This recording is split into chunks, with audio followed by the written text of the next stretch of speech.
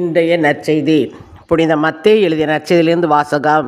அதிகாரம் 8 இறைவார்த்தைகள் 5 முதல் 11 முடிய.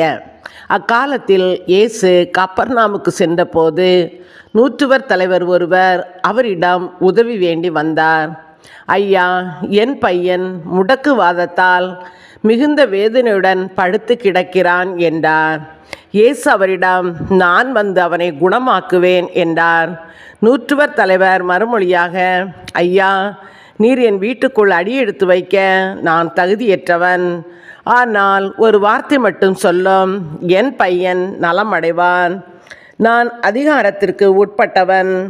என் அதிகாரத்திற்கு உட்பட்ட படை வீரரும் உள்ளனர். நான் அவர்களுள் ஒருவரிடம் செல்க என்றால் அவர் செல்கிறார், வேறு ஒருவரிடம் வருக என்றால் அவர் வருகிறார். என் பணியாளரை பார்த்து இதை செய்க என்றால் அவர் செய்கிறார் என்றார். இதை கேட்டு இயேசு வியந்து தம்மை பின்தொடர்ந்து வந்தவர்களை நோக்கி, உறுதியாக உங்களுக்கு சொல்கிறேன், இஸ்ரேலர் யாரிடமும் இத்தகைய நம்பிக்கையை நான் கண்டதில்லை. கிழக்கிலும் மேற்கிலும் இருந்து பலர் வந்து ஆபிரகாம், ஈசாக்கு, யாக்கோபு ஆகியோருடன் விண்ணரசின் பந்தியில் அமர்வர் என்றார். இது கிறிஸ்துவின் நற்செய்தி. கிறிஸ்துவே உமக்கு புகழ்.